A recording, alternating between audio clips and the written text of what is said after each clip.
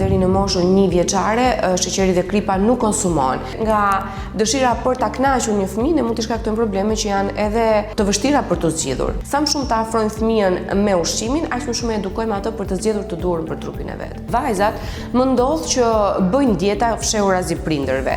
Sigurisht që pesha ka një rol të rëndësishëm në qasjen intelektuale të një fëmijës. Ju do t'i duket e çuditshme nëse do të them që edhe në moshën 0 deri në 6 vjeç, 6 muaj ne duhet të bëjmë aktivitet fizik dhe duket sikur çfarë do t'i bëjmë fëmijës tani, por ekzistojnë lloje aktivitete.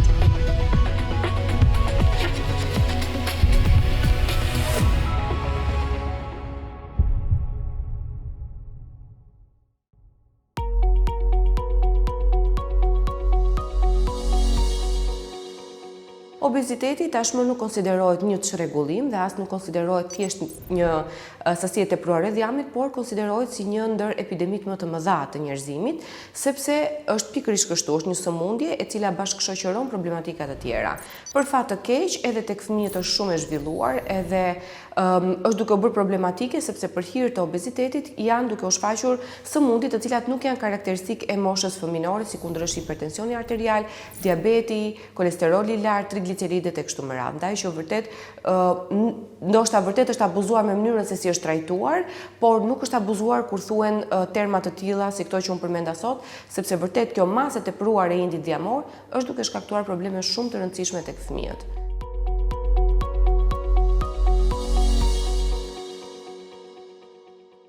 Sa i takon problemeve dhe sëmundjeve të cilat nuk janë infektive, pra jo infektive, si kundër ishin ato që përmendëm më sipër, sigurisht që faktorët janë të shumtë. Pra, nuk mund të themi dot që vetëm obeziteti ka shkaktuar këtë problem dhe nuk mund të themi dot as që këto sëmundje lindin vetë. Patjetër, janë disa faktorë të ndryshueshëm dhe të pandryshueshëm.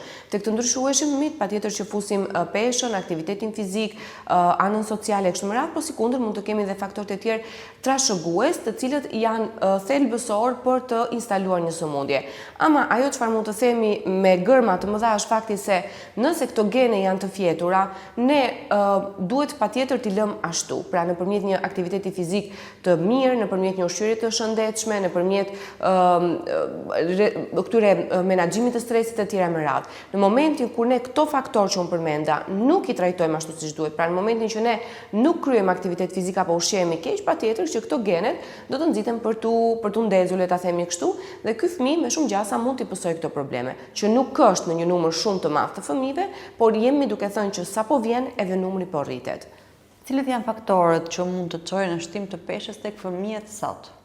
Së pari është pesha e nënës përpara se të perceptojë ose konceptojë shtatzanin. Pra, në momentin që nëna dëshiron të ketë një shtatzani, duhet patjetër ta planifikojë atë dhe të kryen ato ekzaminimet e duhura, por nga ana tjetër dhe kontrollet e peshës. Pesha përpara shtatzanisë ka shumë rëndësi, pesha gjatë shtatzanisë po ashtu ka shumë rëndësi, faktorët trashëgues, prania e diabetit gestacional dhe marrja e insulinës gjatë shtatzanisë tek nëna, ndryshime apo sëmundje të ndryshme që mund të ndodhin gjatë shtatzanisë, apo mund të kemi dhe këto rrezikun për abort ku nëna është e detyruar të qëndrojë në shtrat dhe kjo patjetër si pasojë mungesës së aktivitetit fizik mund të rritin peshën e nënës, po ashtu edhe të bebit. Dhe patjetër që më vonë varet nga mënyra se si ai fëmijë ushqehet, kur niset ushqyerja komplementare, si jepet kjo ushqyerje, çfarë po themi bëjnë tepër nënat në këtë rast e kështu me radhë, dhe deri tek mënyra se si ushqejnë kur ata janë pak më të pavarur, pra mbi moshën 6 vjeç.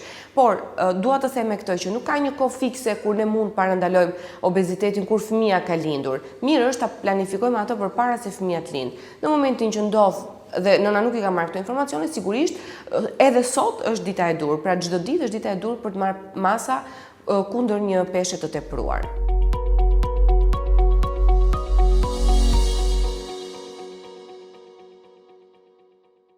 Mosha 0 deri në 6 vjeç është shumë e rëndësishme, duket sikur kur flasim për moshën 0, çfarë po themi se fëmia nuk ha, por pikërisht edhe mënyra se si ne i japim gjirin fëmijës, kodhënia, kozgjatja e mbajtjes në gjë, plotësimi i tekave vetëm nëpërmjet gjirit, jo çdo qarë nën kupton se bebi ka nevojë për gjë. Pra, ky programi që ne i vendosim fëmijës nga 0 deri në 6 vjeç është shumë i rëndësishëm. 0 deri në 6 muaj bebi nuk ka nevojë për ushqim, për jashtë raste të caktuara kur mjeku rekomandon dhënien e ushqyerjes në moshën 4 deri në 6 për hir të percentilit të rritjes i cili është në norma.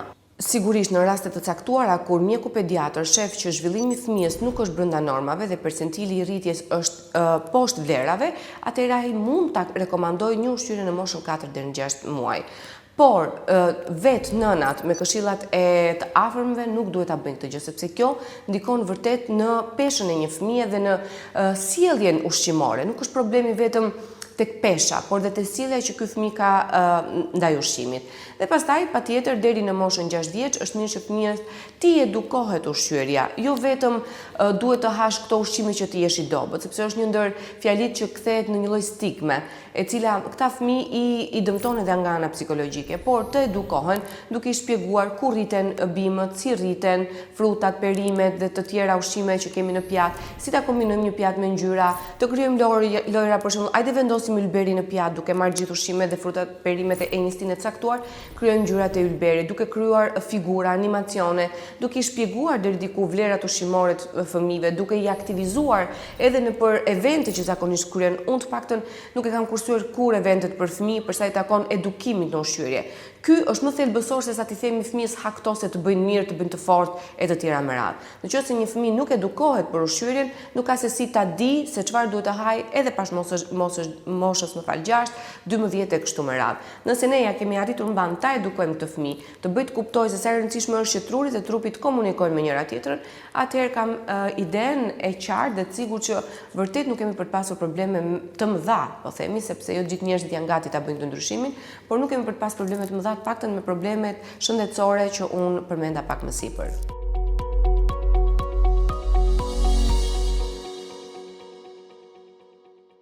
Për sa i takon kripës dhe sheqerit, sigurisht që ne themi nuk duhen konsumuar, të paktën deri në moshën 1 vjeçare, sheqeri dhe kripa nuk konsumohen. Po kur themi sheqeri dhe kripa i referohem sheqerit dhe kripës të tavolinës, sepse ne edhe në fruta e marrim sheqerin, edhe kriprat i marrin nëpërmjet ujit, pra mineralet, apo nëpërmjet fruta perimeve. Por të shtuara jo, sepse sistemi renal i fëmijës nuk është përgatitur ende për të përballuar sasitë larta të kripës.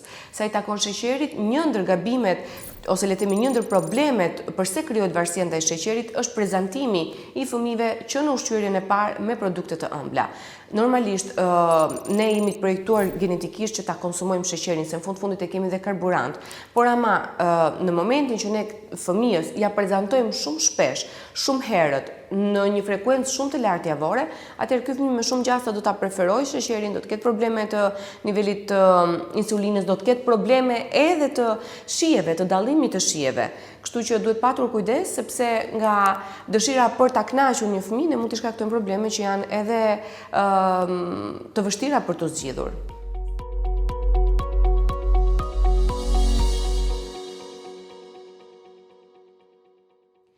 Mua më pëlqen shumë një shprehje që thotë fëmijët nuk dëgjojnë çfarë thua, por shikojnë çfarë bën. Që do të thotë është e pamundur që një fëmijë të krijojë sjellje ushqimore të duhura në momentin që shef një nënë e cila në shportën e vet vendos ushqimet paketuara, pjetë gazuara, pjetë ëmbëlsuara, pjetë energjike e tjera me radhë. Ti nuk mundesh do t'i thuash fëmijës tënd haje supën ndërkohë që veti duke ngrënë një fast food.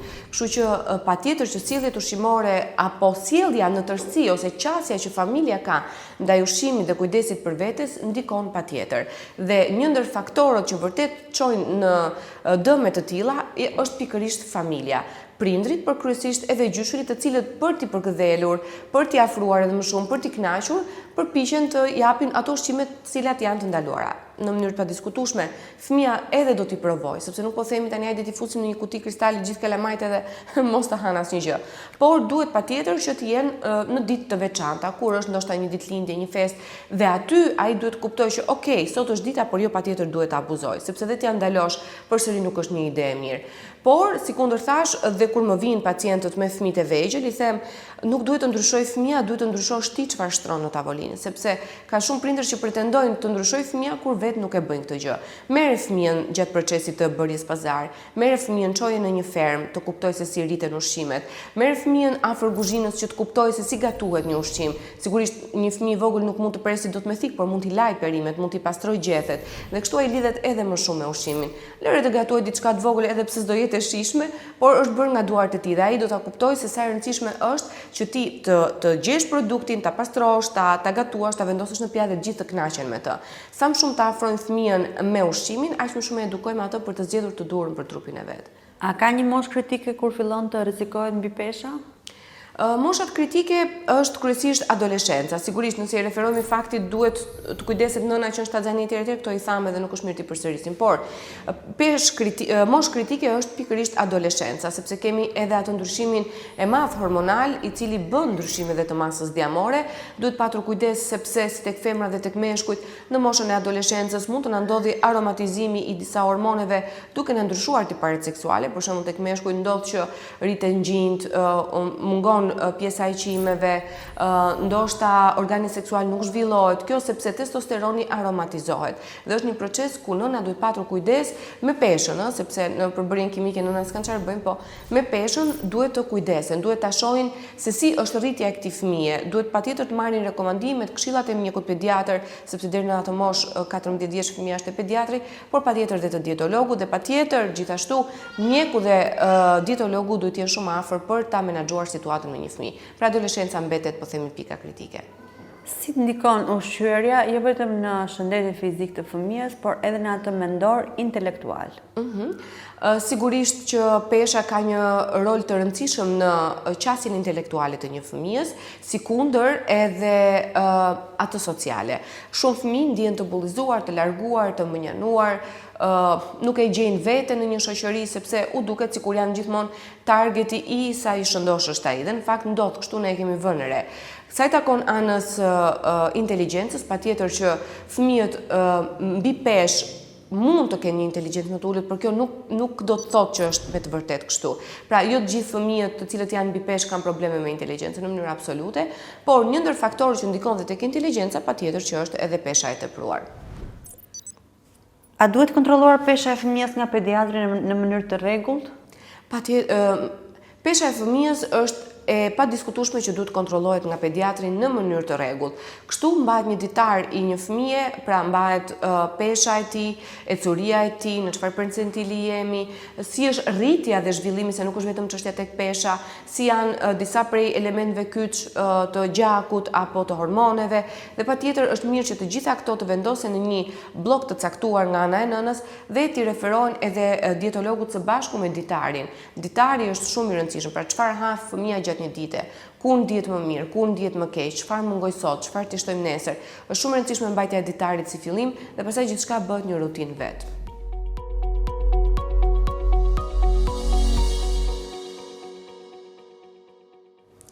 Një të problemet më të mëdha që hasin prindrit sot në edukimin e fëmijëve është pikërisht tundimi që këta të fundit kanë në shkolla. Prania e dyqaneve të vogla, shitjes fast foodve të tjera me radhë dhe fëmijëve të tjerë të cilët nuk e marrin ushqimin nga shtëpia se u vjen turp. Nëse një fëmijë përpiqet të bëjë ndryshimin duke sjellë diçka me vete nga shtëpia, do të shahet nga shokët, por ky nuk është problemi i shokëve. Ky është problemi i sistemit, i cili nuk ka vendosur lëndë të caktuara që edukojnë fëmijët. Ka përpjekje, sepse unë shikoj të lëndët e Timbiri, që ka përpjekje për të rregulluar këtë situatë, por janë shumë të vogla dhe të vakta. Pra nuk ka organizime të veçanta ku shkolla të ftojë një dietolog, të ftojë një specialist ushqimit, të ftojë një mjek që t'i shpjegojë këtyre fëmijëve rëndësinë e ushqyerjes së shëndetshme. Dhe sigurisht që duhet bërë më shumë, duhet nxjerr kurrikula, duhet nxjerr, po edhe televizionet duhet bëjnë punën e tyre nëpërmjet organizimit të emisioneve që lidhen pikërisht me këtë. Kam qenë partizane e madhe e kësaj fushate, nuk është pranuar ndonjëherë, por gjithsesi rëndësi ka që të bëhet pavarësisht kush e bën. Kështu që si televizionet, si shkollat, si vetë fëmijët, si çdo institucion që ka në thelb shërbim shëndetin, duhet patjetër të marrë masa lidhur me këtë situatë.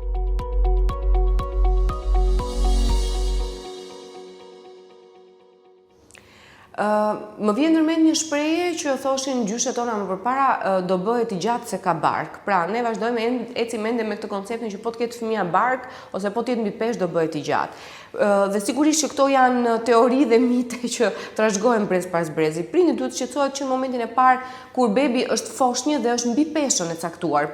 Pra, nëse ai është në një moshë 6 muaj dhe peshën e ka për 9 muaj, sigurisht tu do të jemi duke folur për terma mbi peshe. Dhe që në këtë moment prindi duhet të shqetësohet dhe të bëjë atë çfarë mjeku rekomandon. Në fakt ndodh që prindi këtu flet me terma krenarie.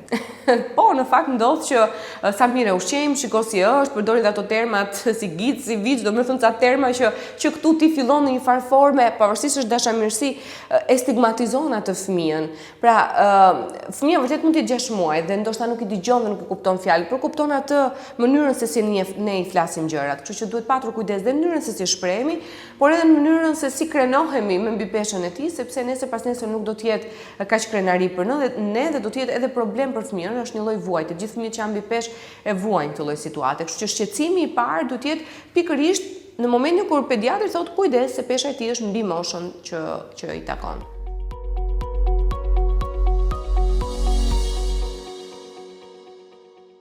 Ju do t'i duket e çuditshme nëse do të them që edhe në moshën 0 deri në 6 vjeç, 6 muaj ne duhet të bëjmë aktivitet fizik. Dhe duket sikur çfarë do t'i bëjmë fëmijës tani, por ekzistojnë lojra të veçanta me topa, me lodra, me rrotullime, me imitime, të cilat janë ushtrimet e para të fiskulturës së një bebi. Kështu që duhet patjetër që prindi të ketë kujdes. Unë kam shkruar edhe tek libri një kapitull enkas për këtë situatë, ku vërtet fëmia dhe prindi duhet të bashkëveprojnë dhe kështu ne shohim edhe sjellje të tjera, kuptojmë edhe reagime të tjera të një fëmie. Kështu që nuk duhet presim moshën 12, 13 vjeç, 14 vjeç që fëmia të mund të shkojnë në palestër, por që në foshnjërinë mund të bëjmë ushtrime fizike që ndihmojnë zhvillimin e trupit të tij dhe pastaj në moshën shkollore duhet të bëj volejbollin, basketbollin, futbollin. Për futbollin okay, por unë do të kisha preferuar më shumë notin edhe ecjen.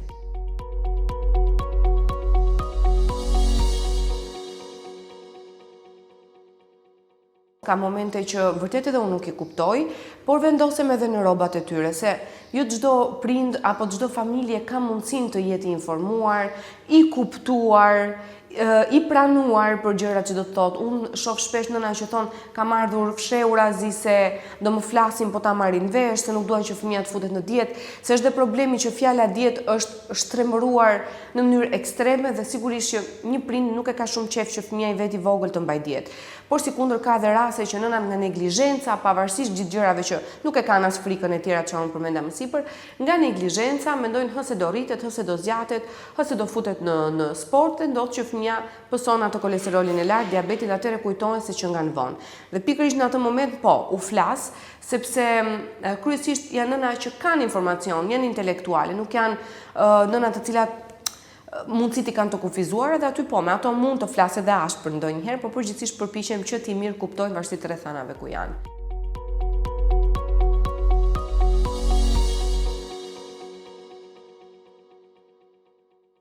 Teknologjia sot ka dhënë informacion mjaftueshëm, por sikundër edhe ka dëmtuar, sepse fëmijët në moshën e adoleshencës jo gjithmonë arrin të kuptojnë informacionet që duhet të përzgjedhin dhe zakonisht tek vajzat më ndodh që bëjnë dieta fshehura zi prindërve. Dhe një ndër rregullat që un kam është se asnjëherë nuk pranoj në klinikën time fëmijë deri në moshën 18 vjeçar pa prindrit, sepse ata nuk janë koshient për ndryshimet që duan të bëjnë eksperimentime të cilat dëmtojnë shëndetin e tyre, kalojnë në anoreksi, kalojnë në bulimi dhe çrregullime të tjera të ushqyerit që kthehen edhe psikologjike. Kështu që patjetër që teknologjia i ka ofruar shumë, por ama edhe i ka dëmtuar sepse i bëjnë fshehura zi prindërve, madje bëjnë vërtet metoda ekstreme të dietave, të çajrave, ku diun pin uthull, kam dëgjuar që pin cigare në mëngjes në mënyrë që t'i ikë oreksi. Pra, çfarë nuk dëgjon nga adoleshentët sot edhe duhet vërtet monitorimi i rrjeteve sociale nga prindërve. Anoreksia dhe bulimia janë dy problematika që gjenden edhe tek fëmijët e vegjël? Jo, më pak, kryesisht mosha e adoleshencës krijon këto probleme ose fëmijë të cilët ndoshta kanë një problem shumë të fortë psikologjik, social apo në familje apo nuk e di, por përgjithsisht tek adoleshentët ndodh kjo për hir të modelit që krijojnë në kokën e tyre për trupin dhe patjetër krahasimit të vetes me të tjerët. Përgjithsisht në këtë fazë moshore ndodh bulimia dhe anoreksia që nuk janë më thjesht probleme të peshës dhe të keq ushqyerjes, por lidhen drejt për drejt me shëndetin mendor.